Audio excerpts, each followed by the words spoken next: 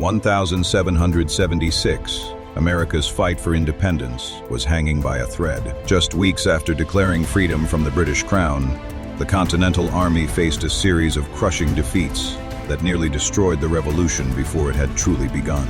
The British Empire had unleashed the largest overseas expeditionary force in its history. Thousands of veteran soldiers, supported by the world's most powerful navy, were closing in on New York, the strategic heart of the rebellion. Their objective was simple: destroy George Washington's army, capture the city, and end the revolution in a single campaign. Standing against them was an army that was exhausted, poorly equipped, and dangerously inexperienced.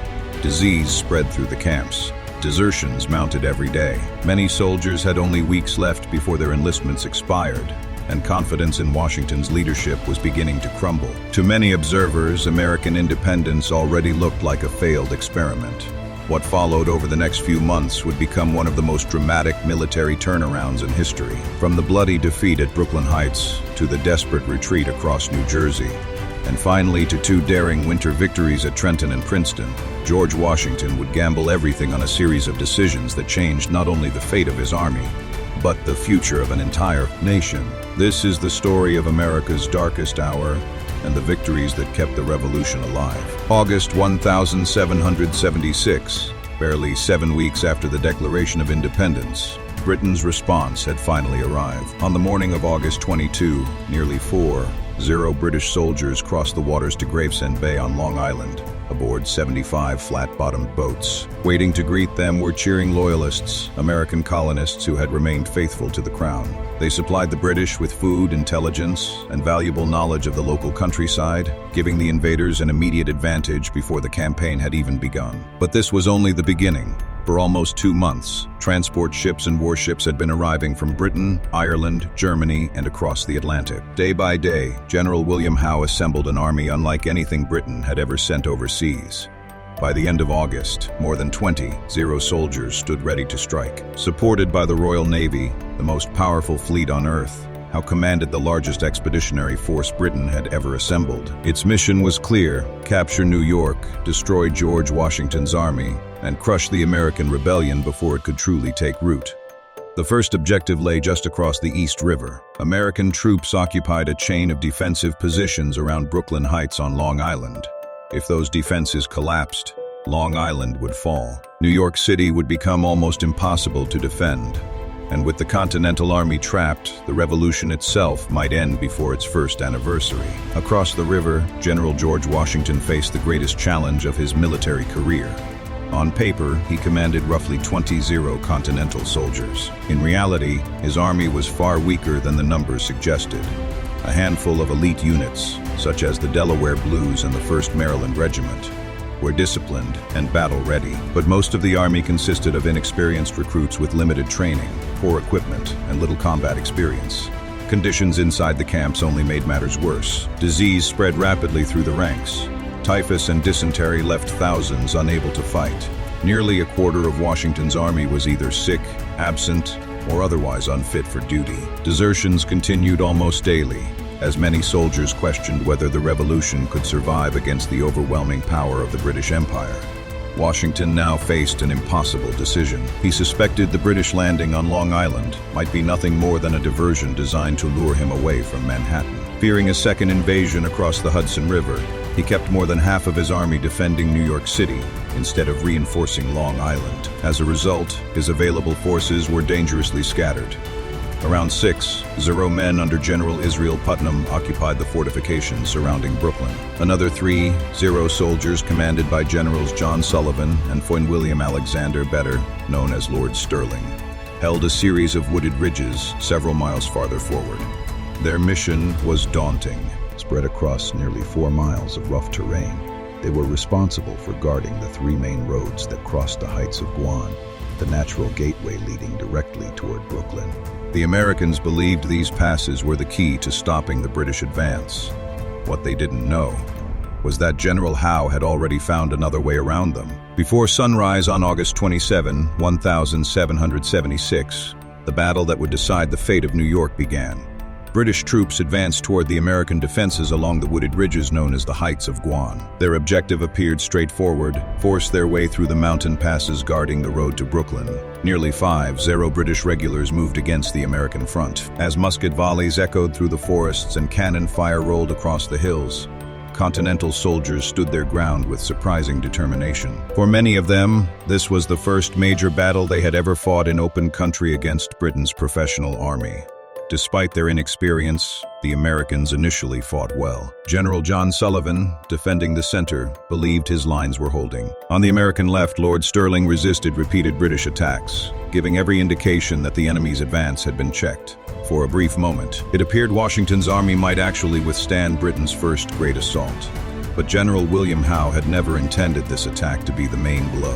While British troops occupied the Americans at the front, Howe quietly executed one of the most brilliant maneuvers of the entire campaign. Guided by loyalists familiar with the countryside, nearly 10-0 British soldiers marched through a little-known route, the Jamaica Pass, a fourth crossing that the Americans had left almost completely unguarded. Hour after hour, the massive force moved behind the Patriot positions without being detected. Then, just as Sullivan shifted troops forward to reinforce Lord Stirling, gunfire suddenly erupted behind him. The horrifying truth became instantly clear. The Continental Army had been completely outflanked. Before American commanders could reorganize their defenses, 5-0 Hessian troops launched a powerful assault against the center. These highly trained German soldiers already possessed a fearsome reputation throughout the colonies. Their disciplined advance, fixed bayonets, and relentless determination struck fear into many inexperienced American soldiers. Panic spread with astonishing speed. Organized defensive lines dissolved into chaos. Officers shouted desperate orders that vanished beneath the thunder of cannon and the smoke of battle. Men abandoned positions and raced toward Brooklyn, hoping to escape before British troops cut off every route to safety. Only a handful of units refused to break. Among them stood two of the finest regiments in the Continental Army, the 1st Maryland Regiment and the Delaware Battalions. Knowing the rest of the army needed time to escape, they formed a desperate rearguard.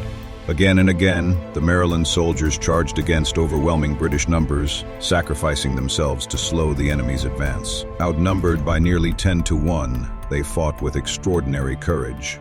Many never returned. Watching the battle unfold from Brooklyn Heights, George Washington witnessed their sacrifice through his telescope. Overcome with emotion, he reportedly cried, "Good God, what brave fellows I must this day lose." By the time the fighting ended, the scale of the disaster was undeniable. British losses amounted to only about 400 casualties. The Americans suffered more than 2-0 killed, wounded, or captured. Generals John Sullivan and Lord Stirling both fell into British hands, although they would later be exchanged. The surviving Continental soldiers streamed back into the defenses around Brooklyn. Behind them lay the East River. Ahead of them stood the largest British army ever assembled in North America. Washington's army appeared trapped, to many on both sides. The American Revolution seemed only hours away from total collapse. By the evening of August 27, the Continental Army had been driven back into the fortifications around Brooklyn Heights. Thousands of exhausted American soldiers crowded behind hastily prepared earthworks. In front of them stood the victorious British Army. Behind them flowed the East River, cutting off any easy escape. The situation could hardly have been more desperate. Many British officers believed the rebellion was effectively over. If General William Howe launched an immediate assault, Washington's army might be destroyed in a single day. Instead, Howe made a decision that historians have debated ever since. The memory of the costly British victory at Bunker Hill was still fresh. Although the British had won that battle, they had paid an enormous price, attacking fortified American positions. Determined not to repeat those losses, Howe chose caution over speed. Rather than storm the defenses, he ordered his troops to begin digging siege lines. It seemed like the sensible choice. Washington's army appeared completely trapped. The British believed there was nowhere the Americans could go. But that single decision gave Washington something he desperately needed: time. The following day, heavy rain swept across Long Island. While British engineers continued preparing their siege works, Washington searched frantically for a way to save his army. His greatest obstacle was not the British Army, it was the Royal Navy. British warships waited nearby, ready to sail into the East River and cut off any escape to Manhattan. Only one thing prevented them from doing so: a steady northeasterly wind, which kept the ships from moving into position. No one knew how long that favorable wind would last if it shifted. The Continental Army would be trapped forever.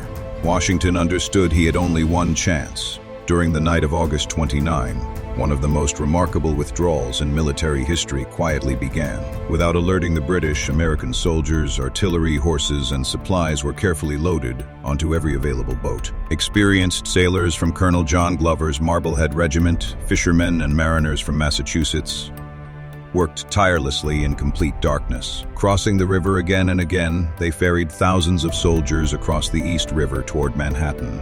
Absolute silence was essential. No drums sounded, no campfires betrayed the movement. Even the horses were handled with extraordinary care to prevent unnecessary noise.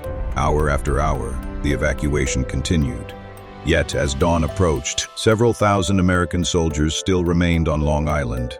Then nature intervened once again.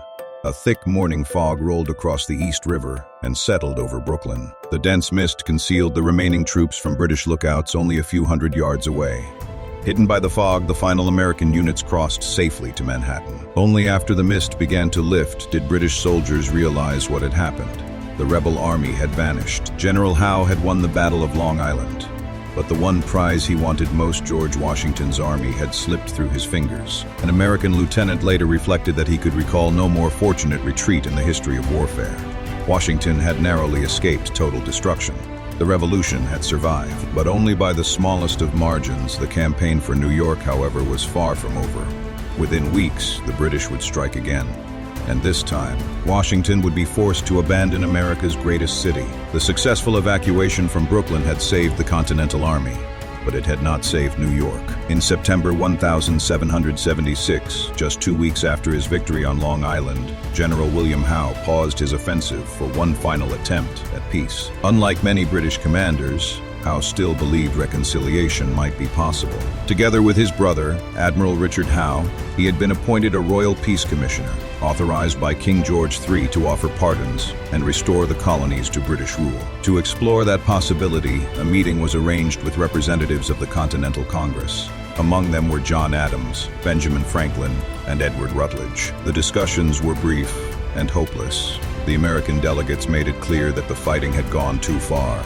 British armies had invaded the colonies, towns had been burned, blood had already been spilled, the desire for reconciliation had vanished. The revolution would continue. With diplomacy exhausted, Howe resumed his advance toward New York City. Washington now faced another painful reality. British warships controlled both the Hudson River and the East River. If his army remained inside the city, it risked being surrounded once again. Reluctantly, he ordered an evacuation. Beginning on September 12, Continental soldiers, artillery, wagons, and supplies streamed northward out of Manhattan. Yet the withdrawal was still underway when Howe launched his next move. On the morning of September 15, nearly 4:00 British and German troops landed at Kip's Bay, supported by the devastating fire of more than 80 naval guns. The bombardment was overwhelming. Shells exploded across the American lines, tearing through earthworks and sending inexperienced soldiers fleeing almost immediately. Panic spread faster than British troops advanced. Entire units abandoned their positions without firing a meaningful shot. The Continental Army dissolved into a river of frightened men racing north through Manhattan. Washington galloped toward the chaos, desperately trying to rally his soldiers. He shouted, he pleaded. He even rode directly into the path of the retreating troops. No one stopped. Watching his army collapse before his eyes, the normally composed commander exploded in frustration. Are these the men with which I am to defend America? It was one of the lowest moments of his entire military career. Later that same day, General Howe entered New York City. For thousands of loyalists who had remained faithful to the crown, his arrival was cause for celebration. After months of uncertainty, British authority had returned to America's most important port. For the Patriots, it was another devastating defeat. The following day finally brought a small measure of hope. Near Harlem Heights, American forces successfully repelled an advancing British column. The engagement was relatively small, but it restored a measure of confidence to soldiers who desperately needed proof that Britain's veterans were not invincible. Still, The victories were fleeting. On the night of September 20, disaster struck the city itself. A massive fire swept through New York. Driven by dry weather and strong winds, the flames consumed nearly 1/4 of the city before they were finally brought under control.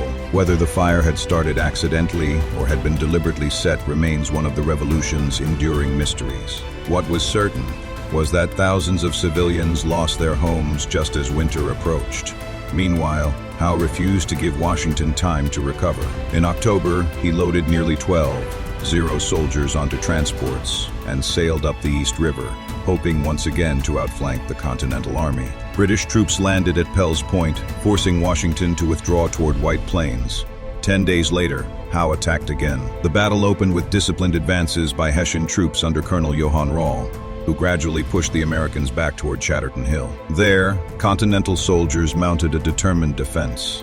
Volley after volley poured into the advancing British and Hessian ranks, slowing their advance and inflicting steady casualties. But once again, British numbers proved too great. After fierce fighting, Washington ordered another withdrawal. The Delaware Blues covered the retreat, allowing the main army to escape before British forces could surround them. Both sides suffered roughly 200 casualties, yet strategically the result favored Britain. Another battlefield, another retreat, another blow to American morale. By the autumn of 1776, many officers and even members of Congress had begun questioning whether George Washington was the right man to lead the revolution.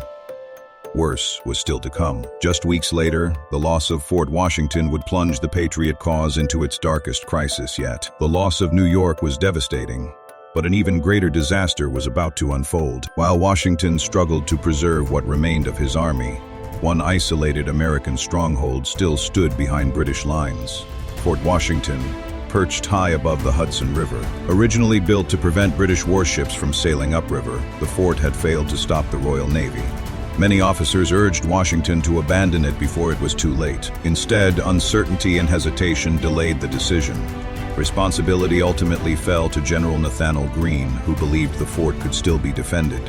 It was a costly mistake. On the morning of November 16, 1776, General William Howe unleashed nearly 80 British and Hessian soldiers against the fort from multiple directions. The defenders fought stubbornly throughout the morning, but they were hopelessly outnumbered.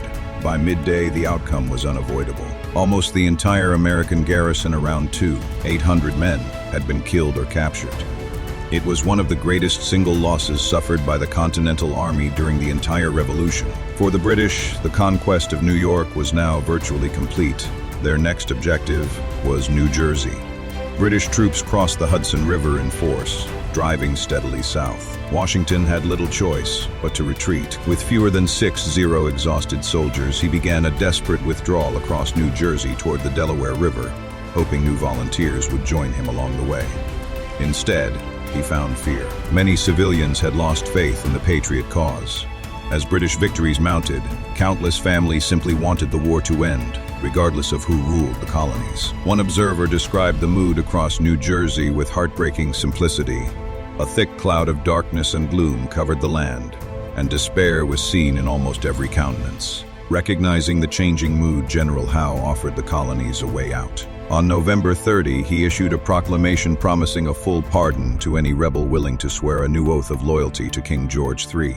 The response surprised many patriots. Thousands accepted. Former members of Congress abandoned the revolution. Even Richard Stockton, one of the signers of the Declaration of Independence, accepted British protection after being captured. Every new oath represented another blow to the Patriot cause. Yet Washington's greatest crisis came from within his own ranks.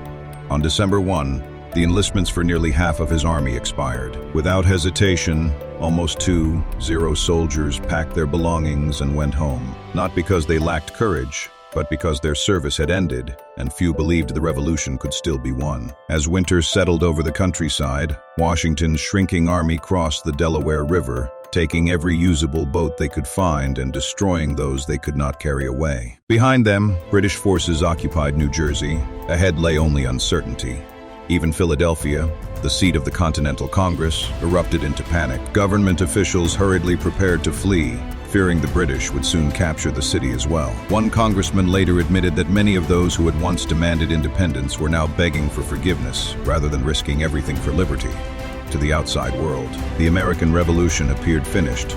General Howe certainly believed so. Confident that victory had already been achieved, he returned to New York, leaving roughly 14 British and Hessian troops spread across New Jersey in winter quarters. If the rebels wished to continue fighting, they would have to attack. Then another devastating blow struck the Continental Army. Washington's second-in-command, General Charles Lee, ignored repeated orders to rejoin the main army. Instead, he stayed comfortably at a tavern several miles away from his troops. On December 13, British cavalry launched a surprise raid. Lee was captured without firing a shot. Many of his soldiers immediately deserted. The rest eventually marched to join Washington, but even with these reinforcements, the Continental Army could barely muster 6 men. And worse still, most of those enlistments would expire within just a few weeks. America stood on the edge of defeat. If Washington remained on the defensive, his army would simply disappear. There was only one option left. He would have to do the one thing the British believed impossible: launch a surprise attack in the dead of winter. The target would be the Hessian garrison at Trenton, and the gamble would become one of the most legendary operations in military history. By December 1776, the American Revolution stood on the brink of collapse. Washington's army had been driven from New York, chased across New Jersey, and pushed to the western bank of the Delaware River. Supplies were running dangerously low. Winter had arrived. Thousands of soldiers had already gone home, and the enlistments of many who remained would expire within days. If nothing changed, the Continental Army would simply cease to exist. Washington understood that retreat alone could never save the revolution. Only a bold and unexpected victory could restore hope. So he conceived one of the most daring plans in American military history. His objective was the Hessian garrison at Trenton, where approximately 1,500 German soldiers, commanded by Colonel Johann Rall, occupied the town. The operation was anything but simple. Washington intended to launch a coordinated night attack using 3 separate columns. General James Ewing would cross the Delaware south of Trenton and seize the bridge over Assunpink Creek, cutting off any escape. General John Cadwalader would cross farther south to threaten Bordentown, preventing British reinforcements from moving north. Meanwhile, Washington himself would lead the main assault. With roughly 400 Continental soldiers, he would cross the icy river several miles upstream, divide his force into 2 columns, and strike Trenton from multiple directions just before dawn. If everything happened exactly as planned, the Hessian garrison would be surrounded before it even realized it was under attack. The operation began at dusk on December 25, 1776, Christmas Day. The conditions could hardly have been worse. The Delaware River was nearly 300 yards wide, swollen by winter currents and packed with floating sheets of ice. Snow mixed with freezing rain. Strong winds battered the boats as darkness settled over the river. Transporting thousands of soldiers, horses, cannon, and ammunition across those waters was an extraordinary feat in itself. Fortunately, Washington had one invaluable advantage. Experienced sailors from Colonel John Glover's Marblehead Regiment, veterans of the earlier evacuation from Brooklyn, expertly guided the flat-bottomed Durham boats through the ice-filled river. Hour after hour, they ferried men across without losing a single cannon. Even so, the crossing took far longer than expected. Instead of reaching the New Jersey shore before midnight, Washington's army did not finish crossing until nearly 3:00 a.m. The carefully planned timetable had collapsed. Meanwhile, worsening ice conditions forced both Ewing and Cadwalader to abandon their crossings altogether. Washington now faced another impossible choice: turn back or continue alone. He chose to press forward. If the weather was making life miserable for his own soldiers, he reasoned, the enemy would be even less prepared for an attack. His exhausted army divided into 2 columns and began marching toward Trenton through a blinding winter storm. Snow and sleet lashed the soldiers' faces. Many marched with bloody footprints where worn-out shoes had fallen apart. Others wrapped rags around their feet simply to keep moving. Yet despite the freezing conditions, the Continental Army remained remarkably disciplined. No one abandoned the march. Inside Trenton, Colonel Johann Rall believed his men were safe. Although he had received warnings that the Americans might attack, a brief skirmish with local militia on Christmas Day convinced him that any serious threat had already passed. The terrible weather seemed to confirm that judgment. Surely, no army would attempt a major offensive during a blizzard on Christmas night. That assumption would prove disastrous. Shortly after dawn on December 26, Washington struck. General Nathanael Greene's column drove the Hessian pickets back into the town. At the same time, General John Sullivan's men entered from another direction, closing every avenue of escape. Then Henry Knox rapidly deployed American artillery at the head of the streets. The cannon blasted the confused Hessian formations before they could organize an effective defense. As American infantry charged forward with fixed bayonets, the Hessians attempted to regroup. Colonel Rahl personally tried to rally his soldiers for a counterattack before he could regain control. He was mortally wounded. Within less than an hour, the battle was over. The Hessians suffered around 100 killed and wounded, while approximately 900 soldiers surrendered. American casualties were astonishingly light. Only a handful of soldiers were wounded, although several later died from exposure after enduring the brutal winter crossing. The victory sent shockwaves throughout the colonies. For the first time in months, Americans had something they desperately needed: hope. As long columns of Hessian prisoners were marched through Philadelphia, confidence in Washington's leadership surged almost overnight. The revolution was alive again, but Washington knew one victory would not be enough. Even now, General Lord Cornwallis was marching toward Trenton with 80 British soldiers determined to erase the humiliation and destroy the Continental Army once and for all. The victory at Trenton electrified the Patriot cause, but George Washington knew the celebration would be short-lived. The British would respond immediately. When news of the Hessian defeat reached New York, General William Howe acted without hesitation. He ordered Lieutenant General Charles Cornwallis to march into New Jersey with nearly 80 veteran British soldiers and finish what the campaign of 1776 had failed to accomplish: destroy Washington's army once and for all. Washington understood he could not simply retreat forever. His soldiers were exhausted. Food and ammunition remained scarce. Winter conditions were growing harsher every day. Yet one critical problem had finally been solved. The men had stayed. Moved by Washington's emotional appeal and encouraged by a bonus equal to 2 months' pay, most of the soldiers, whose enlistments were about to expire, agreed to remain with the Army for a little longer. That decision would change American history. As Cornwallis advanced toward Trenton, American riflemen harassed his columns at every opportunity. Bridges were damaged.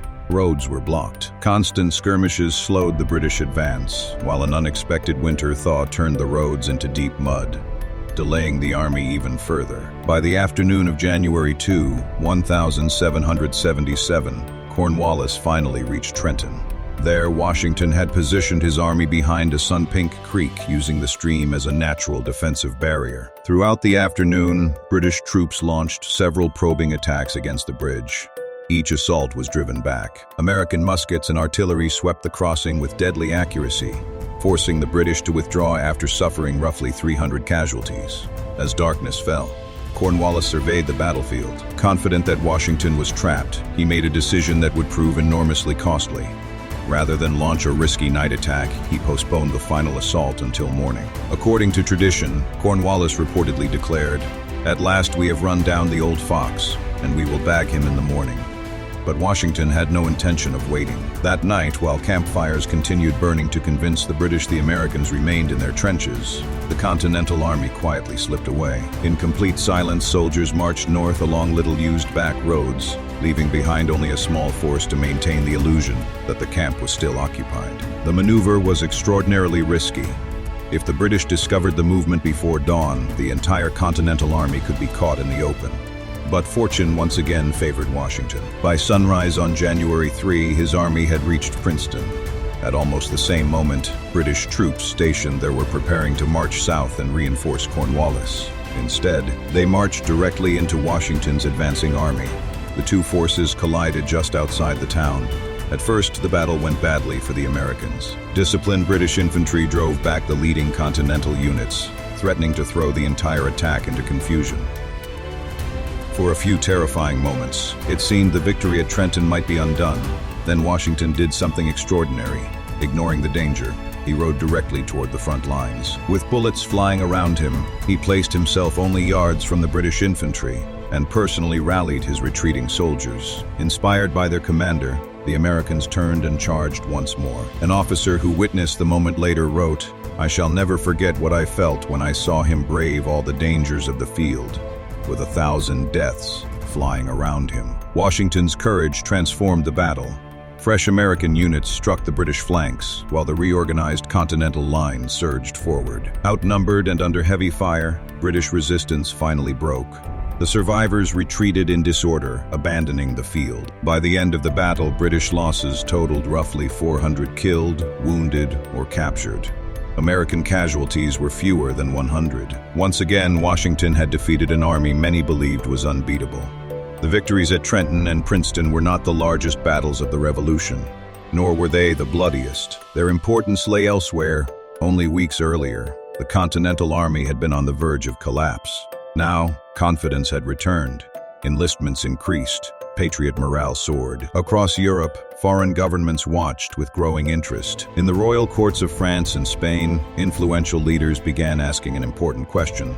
Could the American rebellion actually succeed? If Britain could be weakened in North America, old rivalries might finally be settled.